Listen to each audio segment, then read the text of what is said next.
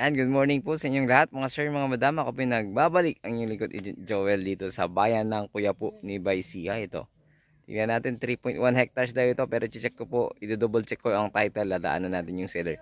So yung presyo, isigurado ko rin po baka mamaya pumalpak yung mismong agent natin kasi napakaganda ng property. Check natin, napakaganda nito. So ang umpisa ng property, ito po, yung mahogany na yan, ayan. So yung mahogany na yan, yan yung umpisa ng property. So dito, sa part na ito, kung makikita nyo, may poste na ng kuryente. Siguro alam ko pwede nang kumuha. Pwede nang kumuha dito na, ng kuryente, kuya, no? Pwede nang kumuha dyan ng kuryente. Kasi may mga daanan kami dyan, may mga bahay dyan. Nakakuha naman sila. So dito yung umpisa, pag ganun po siya, sa may mga kawayan. So pag ganun po siya.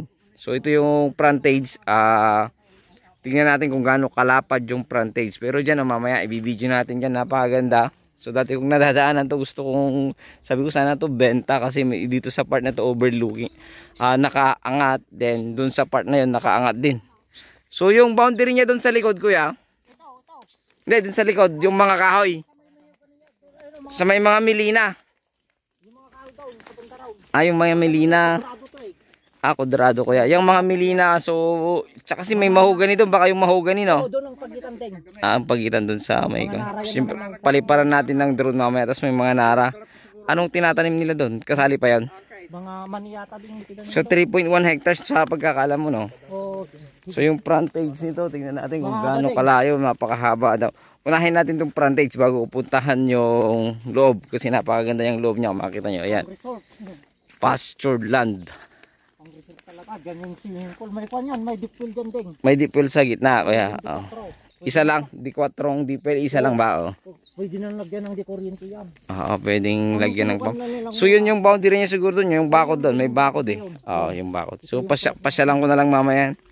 So yung frontage na nito, nasa ano na, mahaba. Mahaba to, may 200 meters to.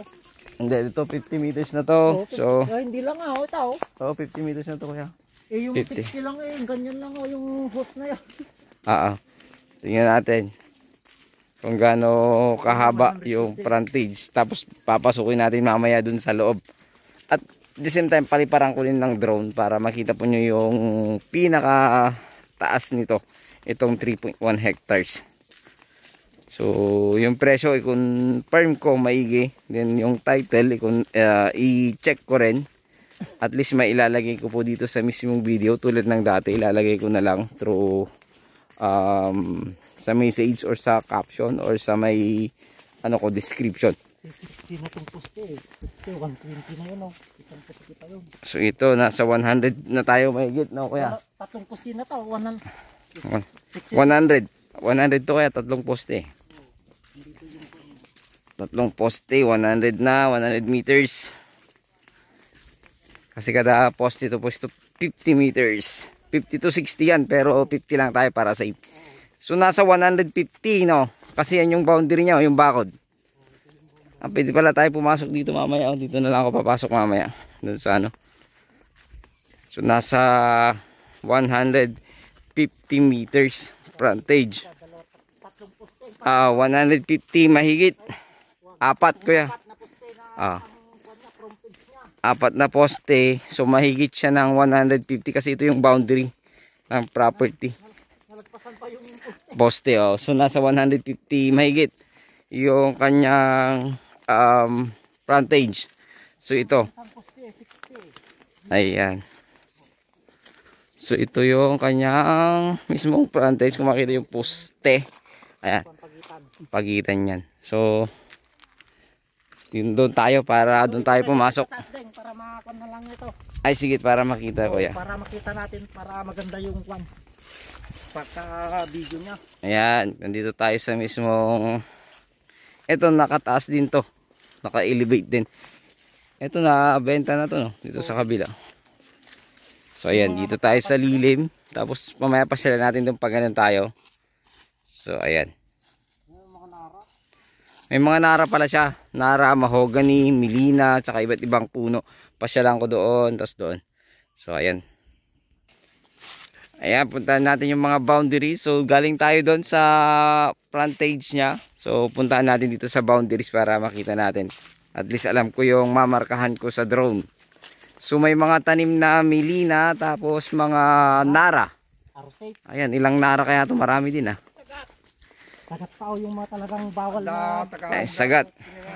Ano ba yung sagat sa Tagalog? Ewan ko eh, hindi ko sigurado. Lagundi ata itong mga to. Mga lagundi yan. Maraming lagundi rito ah.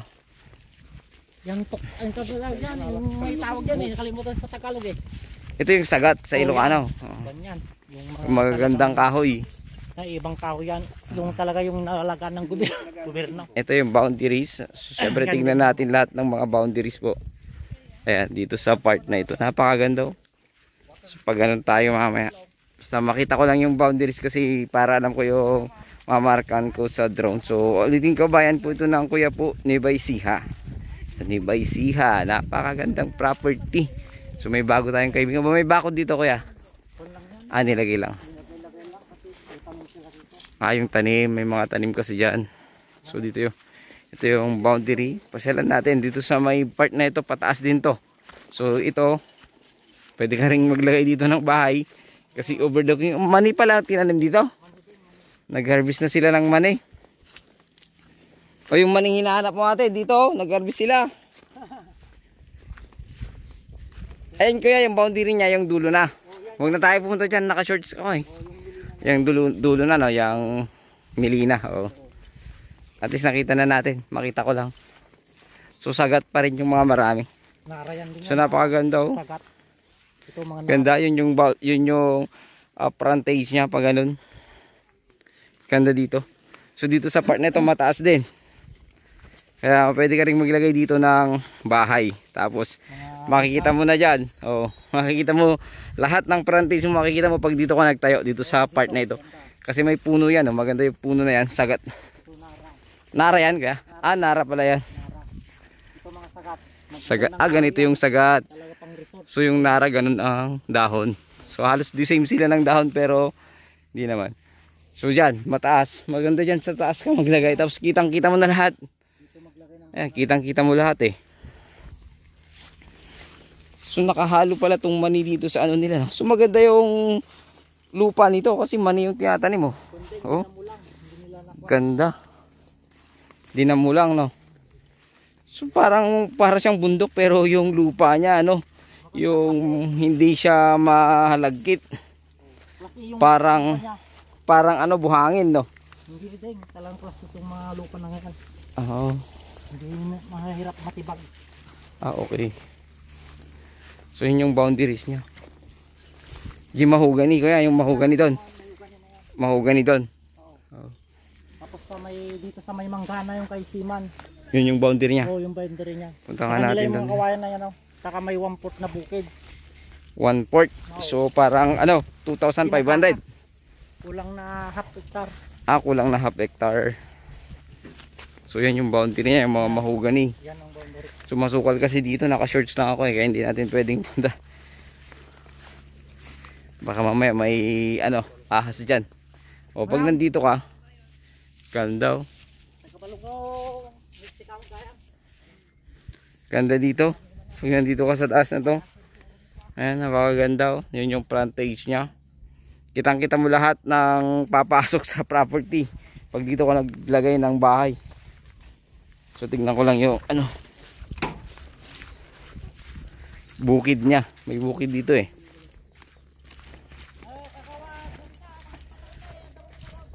Ito. Marami dito mga tanim na puno. Tapos marami siyang kawayan eh. Ayan. Sa kanya daw yung kawayan. Tapos ito, mga milina. Siyempre may mga nara pa rin. May mga bagong nara. Ito sa part na ito, iba't ibang klase ng kahoy eh.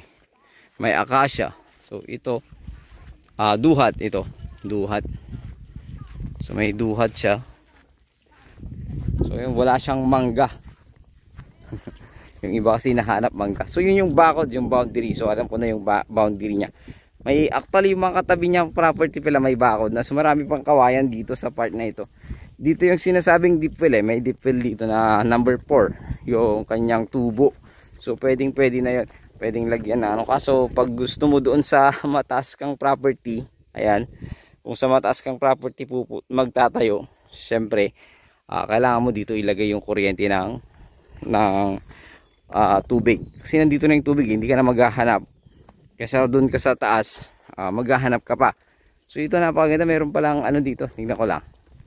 Meron silang pinapasukan dito or baka merong nakikidaan dito. Kasi malinis na malinis to. Ito yung boundaries no kuya, yung bakod. So puro kawayan no. Asan yung dipilya rito? Asan yung dipilya? Nandyan? Baka ditong part kasi dito yung kan eh. Ano yung daan dito kuya? Baka wala naman na yung dipil. Baka sinasabi natin may dipil, wala pala no.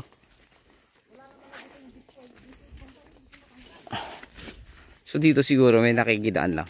Ayan. Kasi itong daan na to napaka ano. Ganda naman dito. Ganda. Tanungin natin mamaya kuya. Ayan, balik tayo. Balik tayo dun sa meron pa dito eh. Para makita yung boundary. At least dito may mga nakahanda ng daan. Matitigas na tong daan niya papunta dito sa property pababa. So tingnan natin yung dugtong mamaya. So pupunta naman sa likod to. Dito siguro sa mga tanim na milina at saka mahogany. Oo.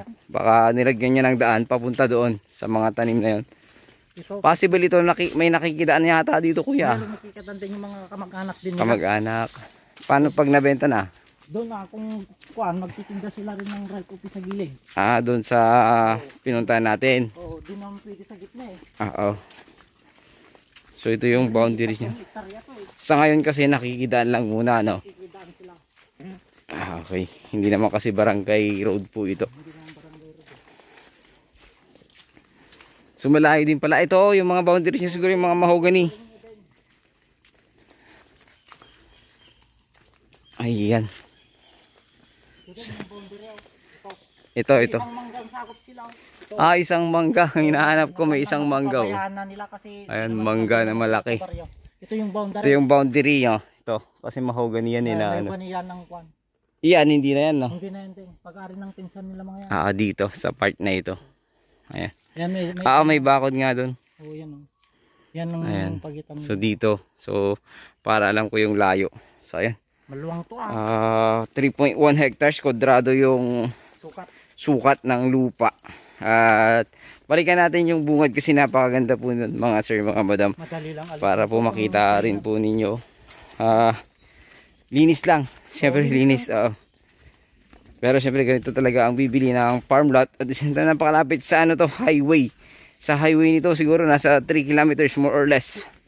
Sa Tiplex naman ito, mga around nasa 10 below, 10 kilometers below. So ibig sabihin nasa, hindi, from Carmen ko yan kasi nasukat ko na to mas malapit sa Carmen to. Nasa 12 minutes more or less from dito, from exit ng Carmen. Kasi paglabas mo ng exit ng Carmen, wala talagang traffic, dire-diretso ka rito. Pag nag-anaw ka kasi may mga traffic kang madadaanan. So traffic sa bayan ng Anaw, then traffic sa bayan ng Kuyapu. So medyo mas malayo talaga yon. Sinukat ko na nasa 27 kilometers yon. Kasi minsan dumaan kami doon. So dito sa Tiplex naman ng Carmen, nasa lang to, 10 kilometers below. Ayan, 10 kilometers below lang siya. So balikan ko lang doon kasi napakaganda yung doon. Bungad niya. Bungad, tsaka yung para makita ninyo. Ganda talaga yung design. Marami palang puno dyan sa likod kuya. Maraming tanim na kahoy. Ayan, pero yung tubo, yung dipel, cancel ko muna, cancel. Wala, hindi ko makita. Sabi ni kuya, number 4 na di 4 tubo. Hindi ko makita kung nasaan eh. Baka dun sa dulo. Doon. At least i-confirm lang na lang natin sa may-ari. Mamaya, pagpunta natin. May nabili ka ate? May nabili kang mani? Okay. So yun, napakaganda nito. Property nito dito sa bayan ng Kuyapu, Nueva Ecija. Suka daw nito 3.1. Pero confirm ko po din yung presyo. Confirm ko lang. Mahirap magkamali. Sabihin na naman ng ating mga ibang viewers syempre. Hindi maiwasan sasabihin talagang nagpatong, pero hindi naman. At least okay na tayo sa 5%. Ayan, pupunta tayo dun sa sasakyan natin. Yan, boundaries. Yan, boundaries. Yung frontage na yan, napakahabang frontage. Nasa 150 meters. Mahigit. Mahigit po yan kasi 4 na poste. At the same time, mayroon siyang ano. So yan, napakaganda ng property oh. So tagayin nyo lang pong panoorin. Napakaganda ng property na ito. So ito yung dinadaanan nila papunta rito. Matigas kasi ito. Matigas ito. Itong part na to. Baka mga traktora ang dumadaan dito kaya tumigas ng ganito. Matigas eh. Ayan. Dito, pwede rin doon sa pinagparkingan natin. Ayan o. Ganda. Ganda ng property na ito. So ayan, napakagandang property. Sa bayan ng Quiapo. Ayan o.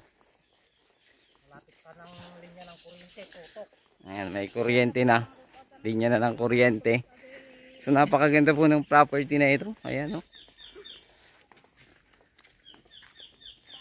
Ganda. Ayan, marami pang kawayan kung gusto mong gumawa ng kubo.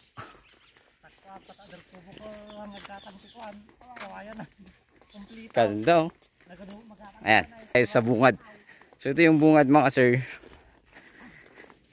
yung pisa pinanggalingan din natin kanina. Ito yung mga kawayan. So syempre, yan yung boundary naman, yung mga mangganan. May naligaw naman na isang mangga. So marami siyang mahogany, milina, acacia, tsaka kawayan. At the same time mga nara at yung sagat na tinatawag. So napakaganda po ng property na ito. Dito pwede ka namang magtayo dito sa part na ito kung gusto mo dito.